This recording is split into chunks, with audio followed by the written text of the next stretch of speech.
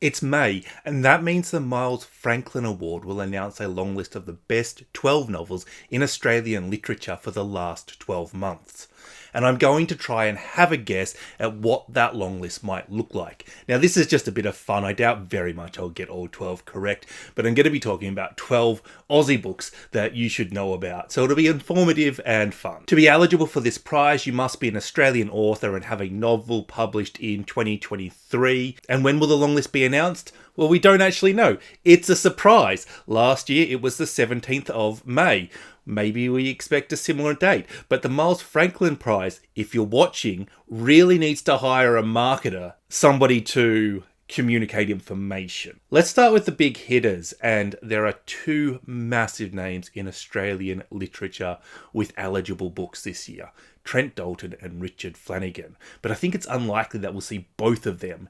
And if you're a fan of Aussie literature, I don't think it will come as a big surprise that I am going to pick Richard Flanagan. Question 7. By way of H.G. Wells and Rebecca West's affair through 1930s nuclear physics to Flanagan's father working as a slave labourer near Hiroshima when the atom bomb was dropped. This genre-defying daisy chain of events reaches fission when Flanagan, as a young man, finds himself trapped in a rapid on a wild river, not knowing if he is going to live or die. Spoiler alert, he wrote this book. Part love story to his island home, part to his parents, this hypnotic melding of dream, history, literature, place and memory is about how reality is never made by realists and how our lives so often arise out of the stories of others and the stories we invent about ourselves. This is a book I've recently finished reading. I've not had a chance to review it on this channel yet. I had to do some research to see whether this was eligible or not because it really does ask the question, where does non-fiction end and fiction begin, blending non-fiction, memoir and auto-fiction? This has been incredibly popular. It's a book that asks questions and inspires thoughts. I don't think it is Flanagan's best book, but even an average book by Flanagan is pretty damn amazing. And as long as the judges place this on the fiction side of that line between fiction and non-fiction that Flanagan is intentionally blurring, then I think that this is a really safe bet to land in the Miles Franklin dozen. The next category I'm going to call blackfellas, which by the way is not a derogatory term in Australia. There are 3 big books by our Indigenous people, and I think all 3 of these authors really could be with Richard Flanagan in the big hitters section. But again, I'm only putting 2 of them in my prediction video. Eden Glassy by Melissa Lukashenko. Winner of this prize with her last novel, Lukashenko has called this novel, Eden Glassy, her big book, and at 320 pages, she's certainly not referring to its size. 2 extraordinary Indigenous stories set 5 generations apart. When Melanien meets the beautiful Nita in Eden Glassy, their saltwater people still outnumber the British. As colonial unrest peaks, Melanien dreams of taking his bride home to Yamambia country, but his plans for independence collide with white justice. 2 centuries later, fiery activist Winona meets Dr. Johnny. Together they care for obstinate centenarian Granny Edie, and sparks fly, but not always in the right direction. What nobody knows is how far the legacy of the past will reach into their modern lives. In this brilliant epic, Lukashenko tortures Queensland's colonial myths while reimagining an Australian future. Lukashenko was longlisted for the Stella Prize with this novel, and that was won by another Indigenous author, Alexis Wright. But there are just so many books to pick from for this prize, and I think having won the Stella Prize, Praiseworthy might miss out on the Miles Franklin nominee altogether. And instead I might be playing favourites here, but I'm nominating a book by an author whose works I absolutely love. Women and Children by Tony Birch. It's 1965 and Joe Cluny is living in a working class suburb with his mum, Marion, and his sister, Ruby, spending his days trying to avoid trouble with the nuns at the local Catholic primary school. On the evening, his auntie Una appears on the doorstep, distressed and needing somewhere to stay. As his mum and auntie work out what to do, Joe comes to understand the secrets that the women in his family carry, including on their bodies. Yet their pleas for assistance are met with silence and complicity from all sides. Who will help Joe's family at their time of need? Women and Children is a novel about the love and courage between two sisters and a stubborn loss of childhood innocence. Tony Birch has been shortlisted for this prize before, and he has won a stack of Aussie literary awards. He is the sort of quality author, you know, if he's not longlisted, he won't be too far off. Whatever he writes, you know that it's going to be done really well. My next sort of category is Asian. Asia is very diasporic, and Australia has a large and wonderful population of immigrants and the children of immigrants. And a lot of those immigrants and their children are of Asian descent, and they produce some wonderful literature. So I've picked 4 books from authors with Asian ancestry. Hospital by Sanya Rushdie, translated from Bengali by Aranavra Sia, a strong and courageous novel that deftly tackles psychosis. In Melbourne, a woman in her late 30s is diagnosed with her 3rd episode of psychosis, amounting to schizophrenia. What follows is a frenzied journey from home to a community house to a hospital and out again. Sanya, the protagonist, finds herself questioning the diagnosis of her sanity or insanity as determined and defined by a medical model which seems less than convincing to her.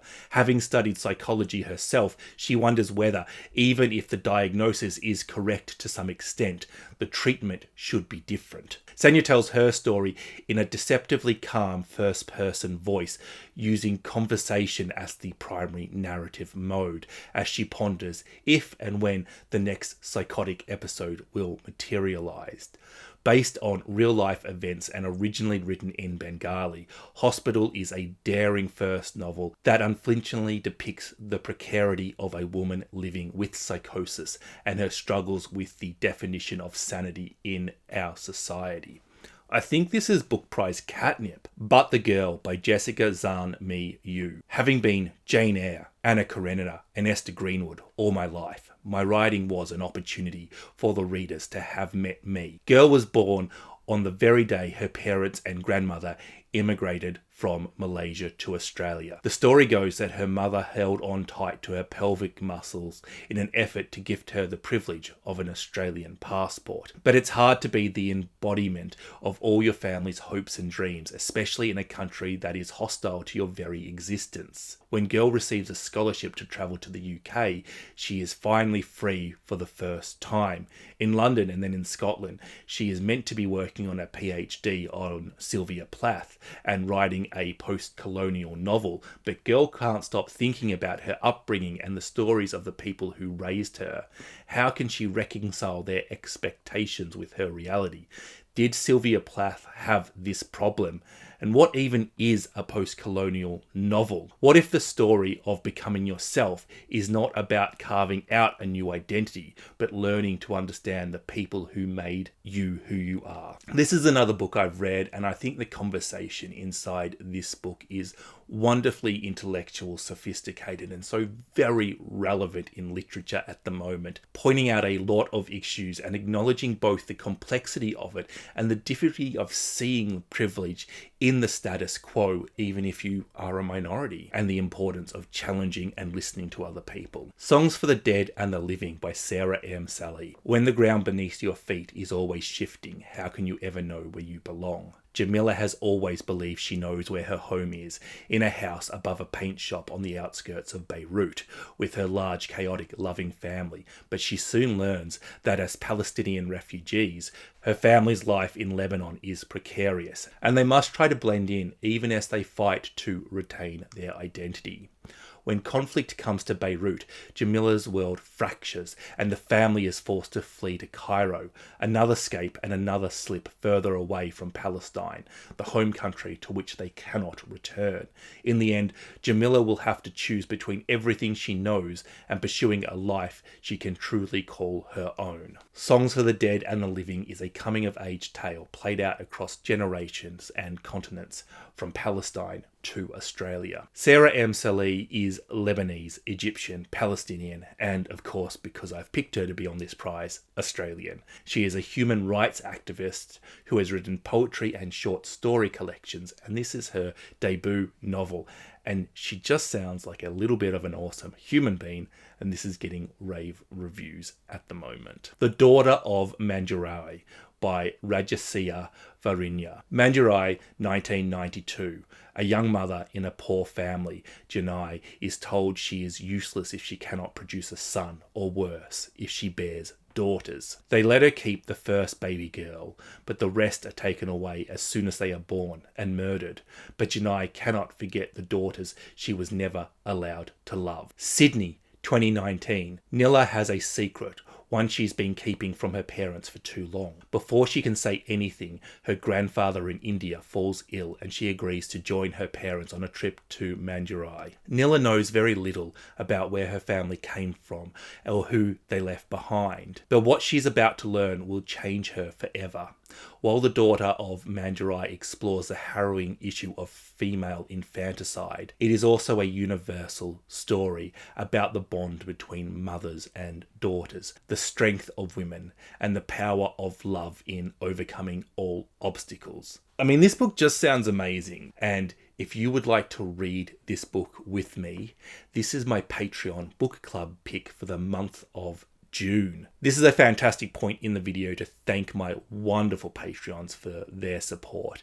If you would like to read this book with me, please consider signing up and supporting this channel. 5 books to go, and this section I'm calling Misk. Salt River Road by Molly Schmidt. In the aftermath of their mother's death, the Tetley siblings' lives are falling apart. Left to fend for themselves as their family farm goes to ruin, Rose sets out to escape the grief and the mess of home. When she meets Nougat elders Patsy and Herbert, she finds herself drawn into a home where she has a chance to discover the strength of community and to heal a wound her family has carried for generations. A poignant exploration of healing, resilience, small-town racism, and the power of human connection. I mean, this sounds awesome. This is getting really good reviews, and we're really likely to have a novel from a Western Australian author on the long list too. Ravenous Girls by Rebecca Burton.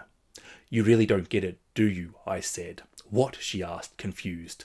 I said bitterly, there's room for one person in this family to not be okay, and that's you, clearly, right, Jussie? So I have to be okay. Behind her in the laundry, the washing machine began to shudder as it moved into the spin cycle. Justine wrapped her arms more tightly around her chest. She was hugging herself now. Frankie, she murmured. She bit her lips. That's not how it is, she said. Isn't it? I said. And then there was nothing more for us to say to each other. 1985, Adelaide, summertime. 14-year-old Frankie is struggling to make sense of her older sister Justine's admission to hospital with anorexia. But growing up is harder than it seems, and as the summer passes, Frankie has to make sense of her own life too.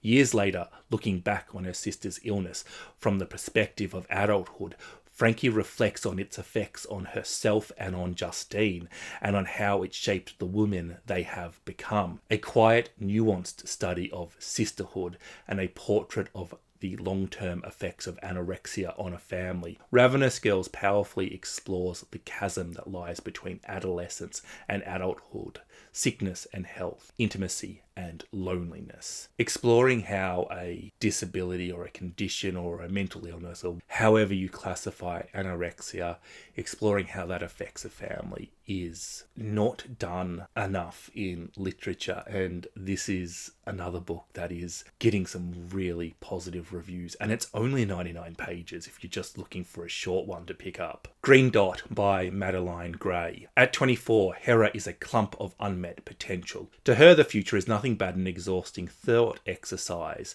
one depressing hypothetical after another. She's sharp in more ways than one, adrift in her own smug malaise, until her new job moderating the comment section of an online news outlet, a role even more mind-numbing than it sounds, introduces her to Arthur, a middle-aged journalist. Though she preferred women to men for years now, she soon finds herself falling into an all-consuming affair with Arthur. She is coming apart with want and loving every second of it. Well, except for the tiny hiccup of Arthur's wife. And that said wife has no idea that Hera exists. With its daringly specific and intimate voice, Green Dot is a darkly humorous and deeply felt examination of the joy and indignities of coming into adulthood against the pitfall of the 21st century and the winding, torturous, and often very funny journey we take in deciding who we are and who we want to be. I think in order to stay relevant, prizes need to include something for younger readers of literary fiction. This is getting some really positive reviews, but it's also getting some really negative reviews, and I've just got the feeling that it's upsetting the right people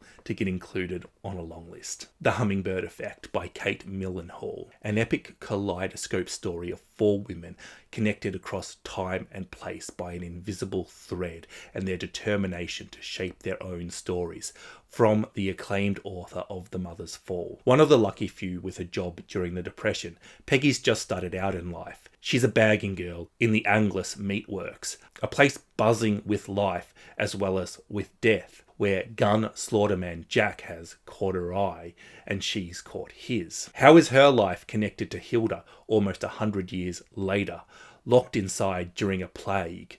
Or La, further on again, a singer working shifts in a warehouse as her eggs are frozen and her voice is used by AI bots. Let alone Maz, far removed in time, diving for remnants of a past that must be destroyed. Is it by the river that runs through their stories, eternal yet constantly changing? Or is it by the mysterious Hummingbird Project and the great question of whether the march of progress can ever be reversed? This is another book I've already read and I am yet to review. And you know when a novel does all those things that you don't get along with it, but you still really love the novel anyway? That is my experience with this book, and I always think that that is a measure of fantastic writing ability.